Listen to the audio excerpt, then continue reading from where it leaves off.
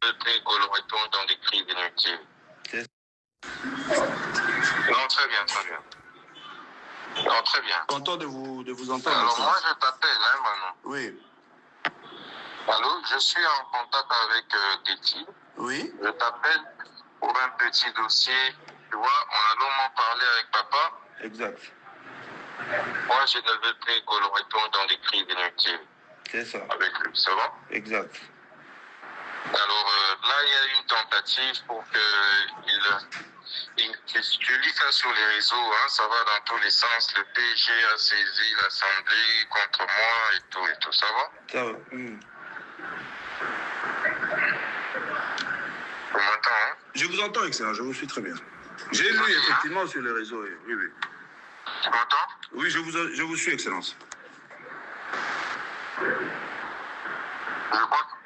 Je dis, tu es en train de lire ça sur les réseaux, man. Exact, exact. J'ai vu sur les réseaux, oui. Voilà.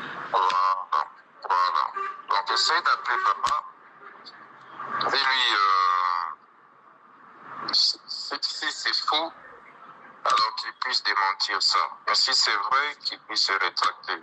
Ok? C'est pas le moment que lui et moi nous puissions encore entrer dans un cycle de conflit, tout ça. Ça va? Exact. C'est pas bon. Moi, je vous appelle, c'est pour éviter que...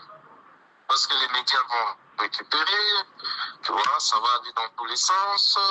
Je ne veux plus, tu vois, on se connaît. Oui, on a parlé de ça, exact. Il y a eu ce qu'il y a eu.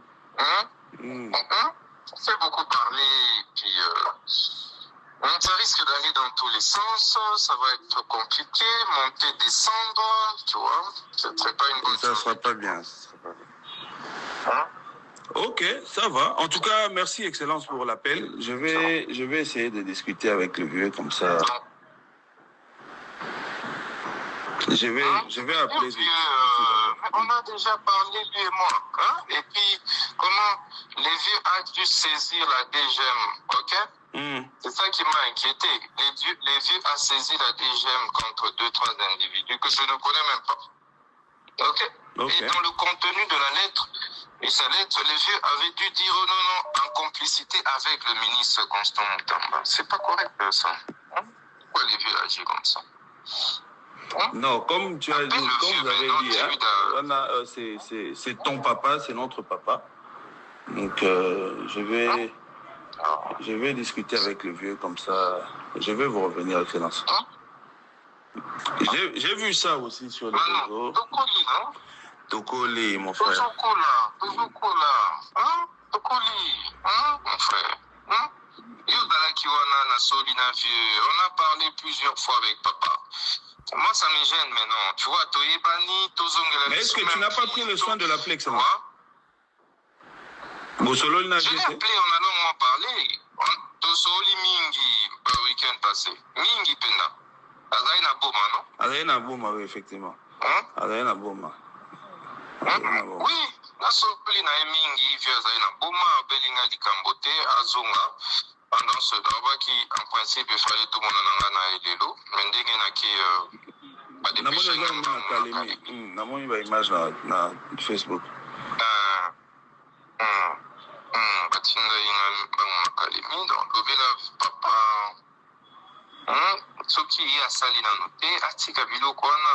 Ça va aller dans tous les sens parce que il n'y a pas de héros sans histoire. Héros ne sont plus comment histoire na ye. Il faut dire que Nambe c'est journée na Goma. Il y a une consultation pour que même yemoko na dispersion. C'est une consultation pour que Luka va même dispersion na peuple congolais. Il faut dire que Nambe c'est-à-dire Rwandais, il y a tata, Rwandais, il y a maman. Maman na complot ezali kosalama. Les opposants, ennemis de la République, catholique, SCC, Lubumbashi, Fulgence Muteba, basangani na sima ya Hippolyte Kanambe alias Kabila, pour babundisa président de la République. Bana mboka, bayi mboka. La neutralisation le deux chambres. Le deux chambres, parce que jouer maman na rôle. Et pourquoi sa justice autobundelaki na opposition les mêmes combats au pouvoir. Justice n'est pas la mboka. Sans justice, mboka pe okotambola te. Tata oyo ya assemblée.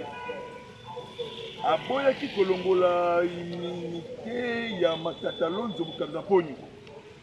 Ndeko na ye, bauta na ye même village. Likambu ya Costa Mutamba bayimboka poto fongola misu. Ya likambu ya Costa Mutamba. Ngana zali arangeri ya investigation. Na sali ba investigation, na zuba information. Oyo salama kilobi. Rencontre il y a les deux personnes. Tata Oyo ya cour de cassation. Na Tata Oyo ya assemblée. Parce que l'on pendant 35 minutes. Pour pas pousser Mutamba à démissionner. Parce que Mutamba a relancé mandat d'arrêt international pour arrêter les criminels hypocrites Kanambi. Population ya Congo Mobile. Ngonga ya mboka ekoki. Et pour tout quel malicisi ya repousser batu oyo ya roboma assemblée. Ya robenga na batu oyo babima. To comme na étape ya arrestation. Parce que Luka pourquoi il s'agit justice.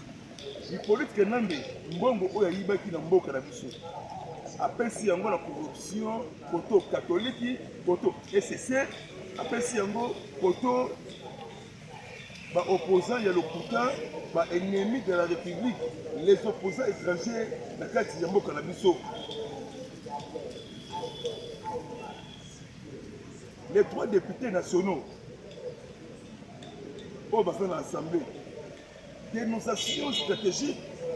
Il y a gouverneur militaire, il y a province Ituri. Papa Kachama Lubo ya Johnny. Moko komo na ye Savo Mateso. Moko komo na ye Moïse Biaouranga. Mosi komo na ye Gracien Irakien. Bazali ba collaborateur direct ya Maïma Zaïre Ougandais et autres pays africains. Si les lots Tata Oyo l'Assemblée a tiré une immunité. Il y a dit que l'intérêt est dans la carte de Batouana.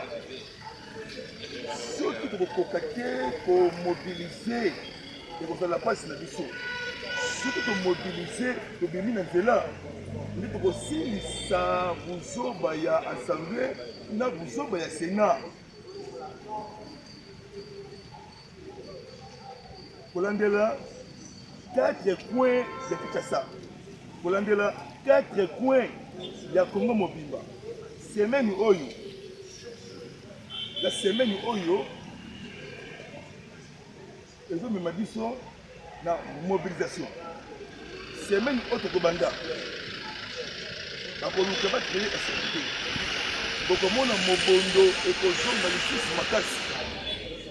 Na Mongata, na Kisele, na Machambio, na Popo Kabaka, na province ya Maindombi, na Kwamutu. Conversation téléphonique et c'est-à-dire qu'au Salama, à ennemi de la République, parce que l'embarqué au détruit le pays. Parce que l'embarqué au trahi le pays de nos ancêtres. Le monsieur au nom de Olingankoi. Olingankoi a des leçons pour la RDC. Olingankoi a des leçons pour le combat autobundaki. Olingankoi et si votre combo na Eric Kuba. Kuba Eric a des bras droit. Il y a Hippolyte Kanambe. Bras droit, il y a Nanga coordonnateur stratégique. Il y a AFC, il y a Hippolyte Kanambe. Ceux qui ont les Nankoi, ils comprennent les combats au Bunda, ils comprennent les lobby. Na kati ya deuxième point, Banamboka, Baimboka. Thabo Mbeki, ancien président sud-africain. Azali PCA na société moko ya mi na Ruchuru. Thabo Mbeki nde bato babomi RDC. Thabo Mbeki azala bakare minier. Thabo Mbeki nde aboma mboka na biso na Sun City na Afrique du Sud. À l'époque, il y a un président, il y a un sud-africain. Azali tout rwandais. Soki Tshisekedi aya quitté la tête oyo ya Congo, mawatro pe esclavagisme. L'on propose et te dispose.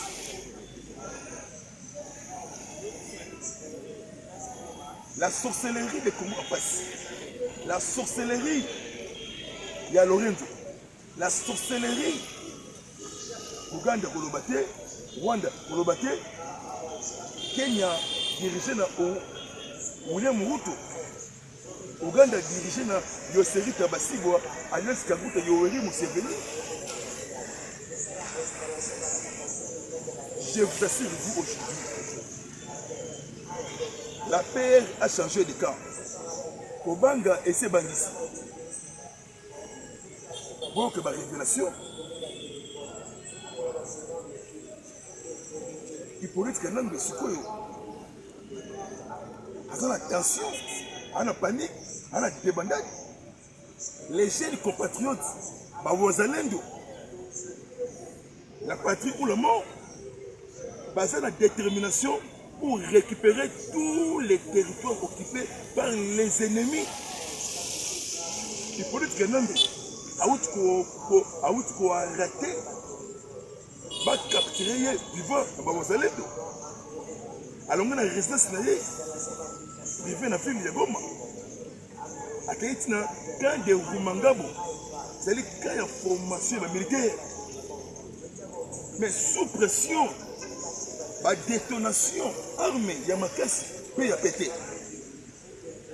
La mort est plus belé dans Roumangabo. Kanambe, à comprendre à terme tété, et tamboli à RDC. À comprendre à terme tété, et tamboli. Il y a le politicien génie, il y a monde. Bazou Kabassa la coup d'État avant le 15 juin. Parce que le 15 juin, c'est la cérémonie à Mouneni. C'est la signature, déclaration, il y a cours de principe et pays. Parce que l'administration a donné les trompes.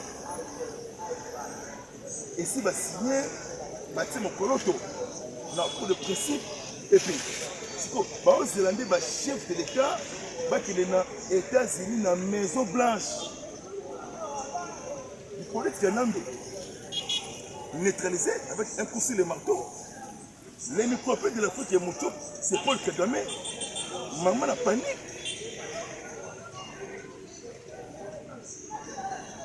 C'est qu'il dit, il y a un silence, il y a observation pour observer qui est qui. Pour examiner Moutnam. Depuis Congo et Zala Congo, pour tirer le président Yamayele Yaboui. Pour tirer le président diplomate de carrière avec le professionnalisme politique, avec la sagesse moko depuis Congo et Zala Congo. Tout le monde a Mayele Yaboui. Toujours États-Unis. Pour votre information, c'est qu'à Ranger, il y a investigation. Il y a Chou, il y a Love Molobeli, il y a Papa et Ekolo, il y a le peuple congolais, surtout il y a 4. C'est un Américain et c'est Jacques. Et où tu comprends ça, Banzela Mibale. Et puis si Nzela ya Liboso, accord RDC aux États-Unis est signé le 15 juin. Nzela ya Mibale. Va discuter dossier politique Kanambe pour éliminer ou capturer. Il va éliminer l'Osama Ben Laden na Afghanistan. Donc aussi ça, Congrès américain et Zokota. Semaine ya lundi. le déplacement, les commandos américains. Action pour arrêter. Parce qu'il politique un homme. C'est-à-dire danger permanent à monde. Affaire iranium de l'île de Chikolobo. N'était qu'à iranium de l'île de Chikolobo. Soriano, Danyani, Alliance Moïse, assez gouverné, il y a aucun temps à l'époque, en 2015, de 2005 à 2015, comme je venais de le dire, l'Iranien est bunga na détermine, il est aussi avant de dire na Sénat américain. Sénat américain a autorisé le Congrès américain, Sénat SG, pour mettre fin à ça. Pour que nous puissions créer dans le monde. Sénat est semaine de détermination. Il faut déstabiliser, il faut quoi ça assemblée. Assemblée na Sénat et Lokomoko. Cour de cassation na Assemblée, na Sénat et Lokomoko. Même maman où elle a chef du gouvernement. Maman on a en tout cas à tout temps ça vraiment malamouté. Makambo et que ma paix parce que la population en colère contre maman on a. Serrez votre ceinture. Serrez votre ceinture. Il faut laisser monter en puissance, malgré l'infiltration au sein de l'armée. Déploiement bientôt, dans tout le candidat il y a RD Congo, les troupes de FARDC, pour récupérer les territoires. Les jeunes compatriotes de Wazaleto, pour récupérer une grande partie, il y a ma localité, village à Bouchou, province, il y a Nord. Plusieurs morts, c'est grave. Parce que c'était stratégique de Maragara. Hein? Pour récupérer Simo Kivu. Simo Kivu récupérer. Donc on est à 35 km dans Kiwanja. Les drones stratégiques de combat, drones FARDC. Et où tu peux bombarder dans Minembwe. Et où tu peux bombarder na Uvira, na Ruzisi, même côté là, Kabari, territoire, c'est le Kivu. Les Tourouanero, dirigés dans Azaïa Souroubewa, nous sommes les Tourouanero, Michel Samatama, le colonel. Mais il faut qu'il y ait des polices de l'Amérique, à une stratégie. Rien de Tabara. Rien de Tabara. Rien de Tabara, Azalaka général Awa. Moutou a tindé à traverser le quartier, c'est Hippolyte Kenombe. Combat nous surtout, ça crée le fixe. Donc, Koki Kozanga, Bisiki, Soukadi, Mandeko Nabiso, Atalete, Alali, Alamukina, sécurité, Yamakasi, Yamonde Komba Nabiso.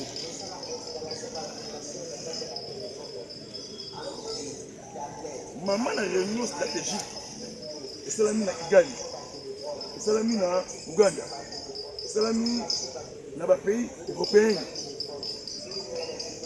Moïse Katumbi séjourné dans Rwanda. En même il y a beaucoup de mercenaires. Les mercenaires français, les mercenaires romains et quelques mercenaires américains manipulés dans les ressources d'Abisso. Parce que les réunions ont James Kabarebe. Pour nous, la sauce, la carte de RD Congo. Hippolyte Kenombe a kokate kokata kingakati oyemoko atonga ekoma mboka akokati kosala yango. Hippolyte Kenombe a kokate kokomisa aveni oyemoko avandaka na Goma pays balikanisation ezalaki époque ya balumba c'est le cas ezali temps ya détermination étape ya kokweyisa ya kozongisa bitumba na makasi.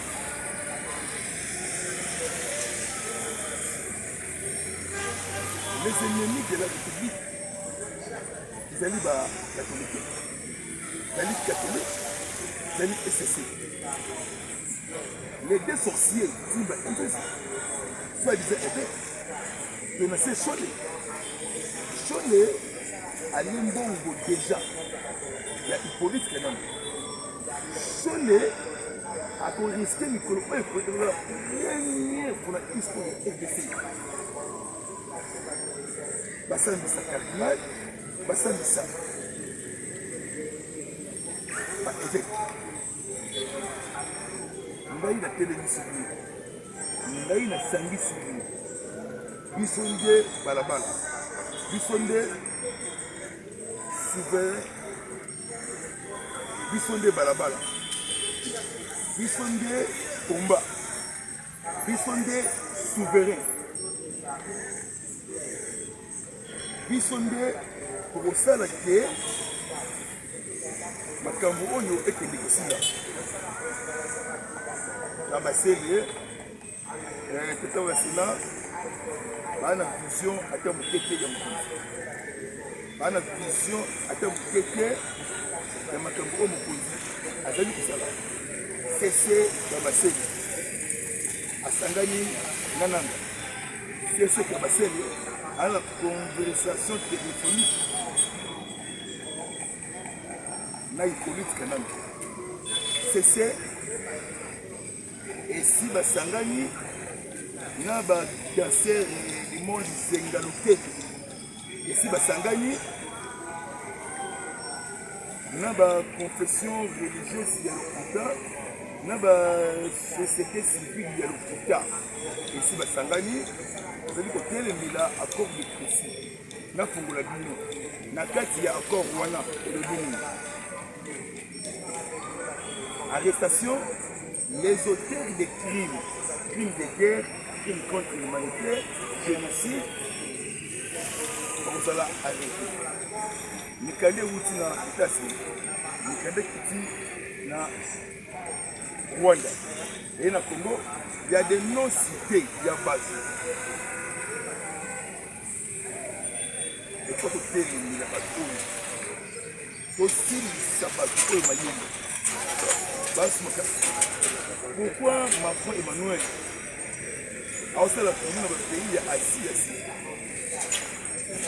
Avant le Québec, il gagne, elle va la renforcer avant les 15. Va créer tout d'État que vous allez préparer à partir du Congo pour sa vie. Macron a outi na Indonésie, Macron a outi na Vietnam, Macron a suki na Singapour. Et ça va pays où était les États-Unis, surtout Vietnam. Macron a créé Macron. Il faut que Bengana y a quelques ambassades européennes à Wamboka. Première ambassade, c'est l'ambassade de France. Deuxième ambassade, c'est l'ambassade du Canada.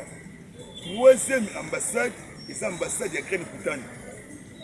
Quatrième ambassade, c'est l'ambassade de l'Union européenne. Cinquième ambassade, c'est l'ambassade de l'Australie. Les Australiens, ils ont minéré dans le Rwanda. Barrique gold.